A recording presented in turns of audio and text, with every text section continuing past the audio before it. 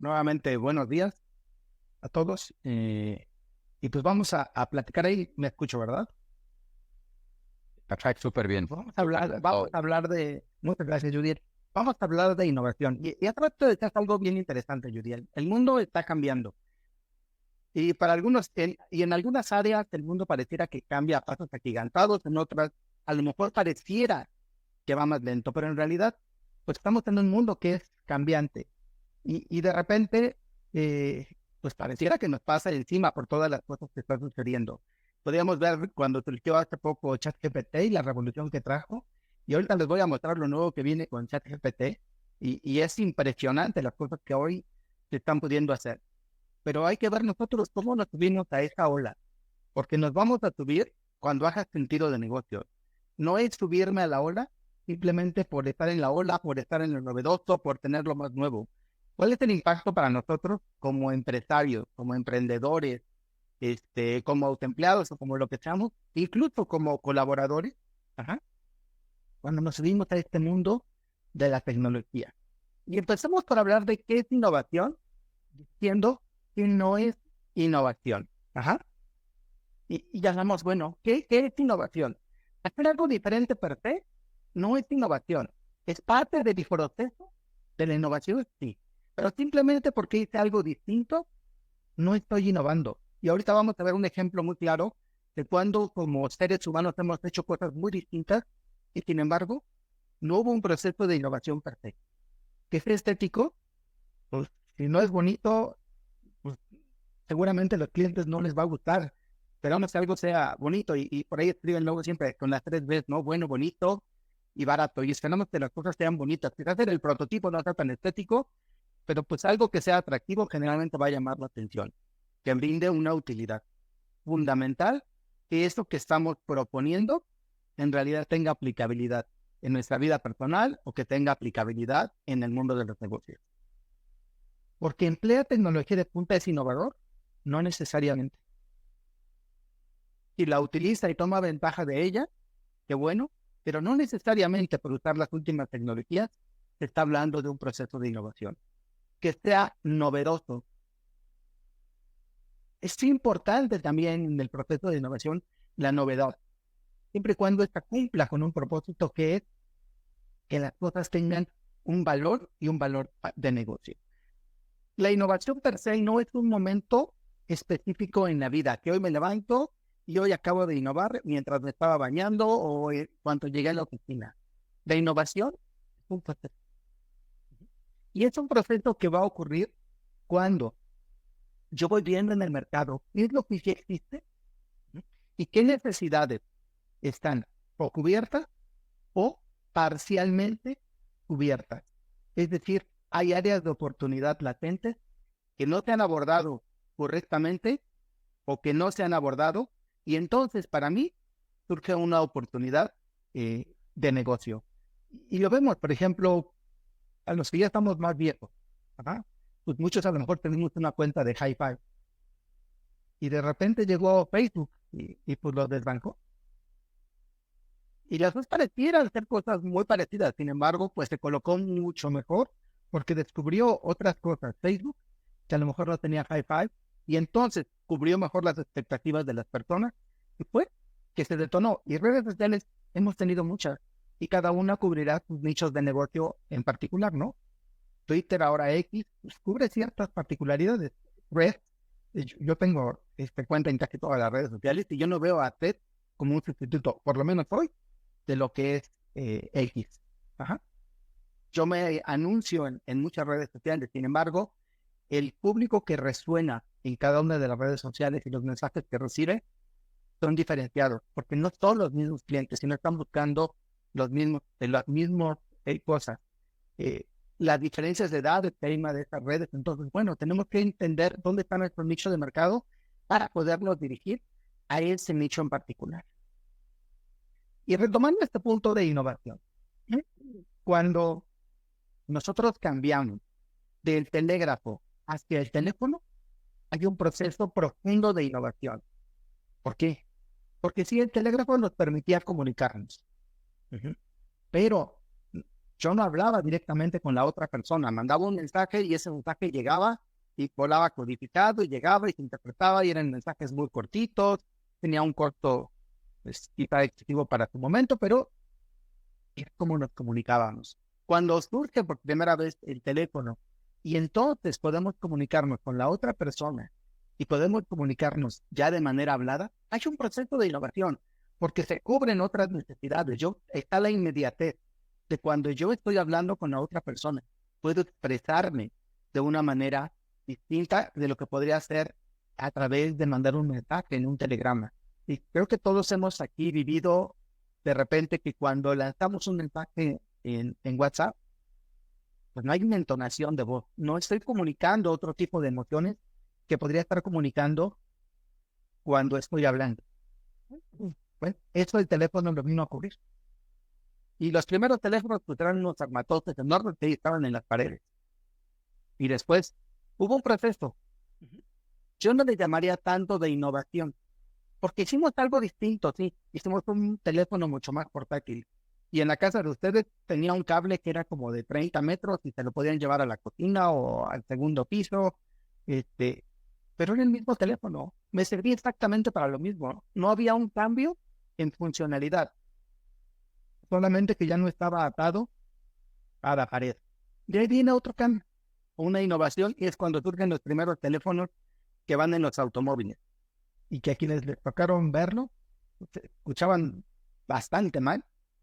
La señal, porque era por radiofrecuencia, no era tan buena, pero estabas atado o a tu casa o a tu automóvil. En cualquier otro lugar, en realidad, no había manera que te pudieras comunicar. Y sí, se innova porque ahora se puede uno mover por diferentes partes de la ciudad cuando uno vaya en el automóvil. Cuando viene una ola de innovación muy fuerte, cuando surgen los teléfonos celulares. A mí me tocó tener un ladrillo como el primero que ven aquí, el blanco que está más pegado hacia la izquierda. Y me acuerdo, o sea, la pila creo que le duraba como, ya en llamada, como 15 minutos. Y yo lo tenía que ir cerrando ahí sus baterías. Y de por sí el teléfono era enorme, pues las baterías costaban un montón. Gamesplay innova. ¿Por qué? Porque ya no estoy atado a ningún lugar. Puedo tener y estar en donde sea con este teléfono. Y después empieza la miniaturización, pero no hay una aportación real o diferenciada a lo que me otorgaba un startup a los otros. Solamente la parte del tamaño era mucho más pequeño, sí, pero en realidad la funcionalidad sigue siendo la misma. Y de ahí haremos surgir los primeros teléfonos inteligentes. Estaban los BlackBerry y estaban, creo que era de Palm, sacó su primer teléfono. Y yo me acuerdo que cuando Creo sacó su teléfono que era como una Palm Pilot, y yo fui y lo compré, y 2 días después sale el primer iPhone. Entonces yo tuve que ir y decir que mi teléfono no funcionaba Telcel para que me lo cambiaran, y ya tuve mi primer iPhone, porque solamente tenía 2 días con él. Y ahí hay un cambio profundo en la innovación. ¿Por qué? Porque a diferencia de los otros esfuerzos en innovación que se habían hecho, por ejemplo, con la Treo o otros dispositivos, ya no tenía un teclado fijo. No importaba el idioma, yo configuraba el idioma y el teclado que me aparecía y hoy me aparece es el idioma que yo quiero hablar. Yo me quiero cambiar a portugués, cambio mi teclado. Si me quiero cambiar a inglés, cambia el teclado y cambia la verificación que hace, por ejemplo, de palabras en el autocorrector, que luego a lo mejor no es tan bueno y nos hace trucos por ahí. Pero adicional a eso, a tener un dispositivo en el cual yo pudiera hacer llamadas, ya tenía un navegador web, ya podía ver mi correo, ya podía tener música, ya podía tener notas, ya tenía una calculadora, ya podía ver el clima. Entonces ya tenía, podía hacer fotografías, podía ver películas. Bueno, fue una pantallita muy minúscula, pero hubo un cambio significativo. Y en ese cambio significativo, cuando se innova de esta manera, como Apple lo hizo en este momento, que sí retomó de muchos lados conceptos y después los agrupó en uno solo, ¿sí? Entonces se crea una nueva categoría. Se conoce esto como un océano azul, porque no hay competidores.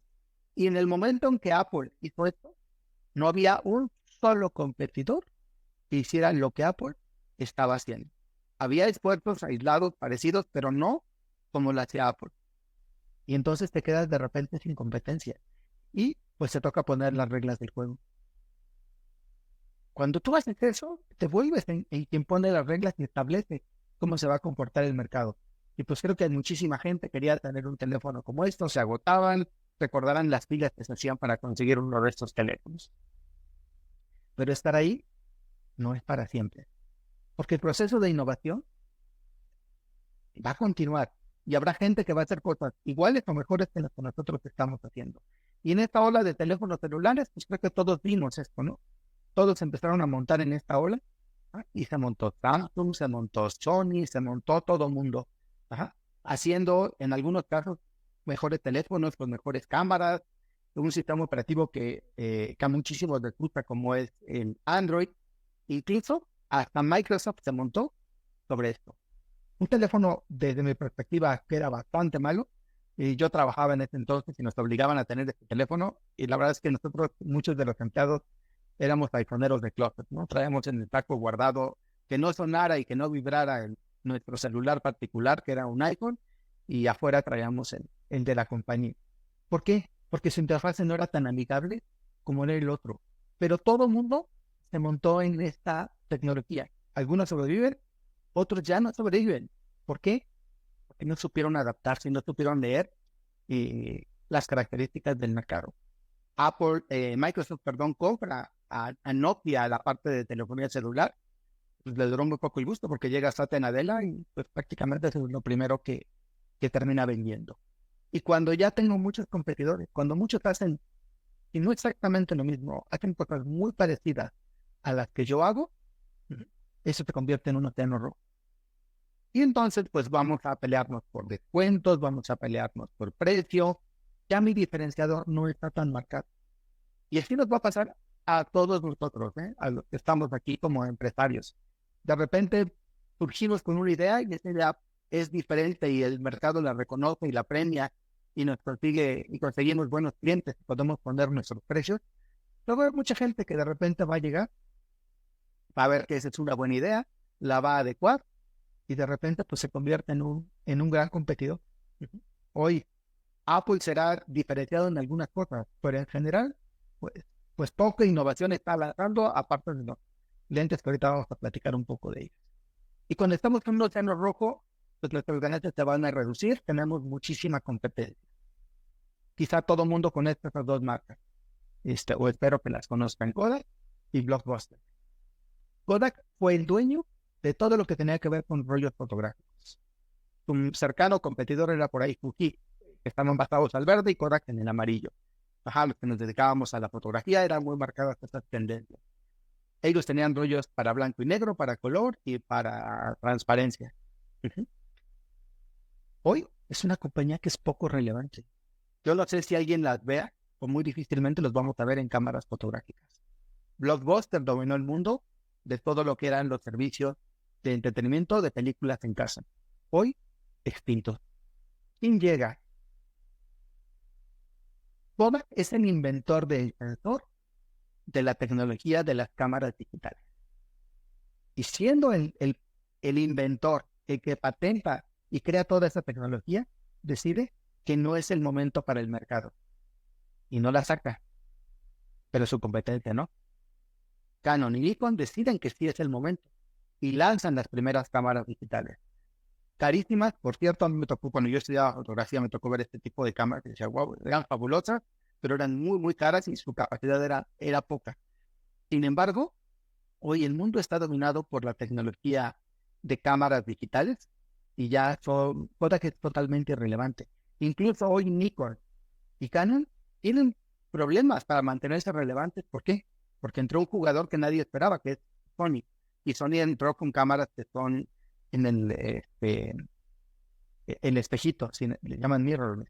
Y hoy, pues son cámaras de excelente calidad, no hacen el ruidito tradicional que nosotros estamos acostumbrados cuando tomamos fotografía y están empezando a desplazar las cámaras muy caras y abultadas que maneja Nikon y Canon. Netflix surge por una desaveniencia en un consumidor. Una persona que renta películas en Blockbuster tarda en regresar la película donde la rentó y lo penalizan. Y está súper molesto. Y él decide que nunca más va a pagar y nadie más va a pagar por esto. Y entonces lanzan Netflix como una compañía poco innovadora. Tiene un gran diferenciador, que la película te llegaba por correo y tú la regresabas por correo y no había multa. Pero era muy parecido al modelo que tenía Blockbuster. Blockbuster ibas en este momento y sacabas tu película. ¿Cuál es el diferenciador de Netflix? Que empieza a meterse al mundo del streaming.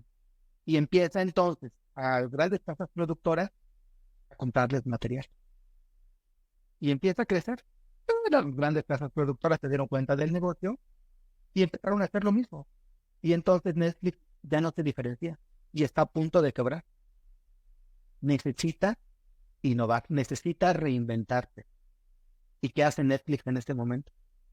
Apoyándose en la tecnología, utiliza inteligencia artificial para hacer un análisis. Utiliza básicamente algoritmos de minería de datos y lo que hace en este momento es entender qué cosas podrían hacerlo distinto. Y deciden que van a convertirse en una casa productora. Pero para convertirse en una casa productora, tienen que tener algo que los diferencie. Y el algoritmo les dice que el programa que podrían lanzar como programa principal por el éxito que ya tuvo es House of Cards. Porque no es una serie original de Netflix, ya había existido esa serie. Entonces deciden y les dice que la persona correcta para hacerlo es Kevin Spacey. Entonces, Kevin Spacey es la persona, también la coprotagonista, incluso les dice colores de vestimenta, tipos de corbatas, fondos que se deben utilizar, etcétera. Todo esto es creado a través de inteligencia artificial, que no es tan avanzada como lo es hoy, y la hace superar el programa. Y entonces Netflix se reinventa porque ahora se convierte ya no en alguien que reproduce contenido de otros, es una propia casa productora que genera sus propias series. Y así es como ellos se reinventan. Y bueno, pues ahora todo el mundo les está siguiendo los pasos y de repente tienen otra vez problemas para subsistir, ¿no?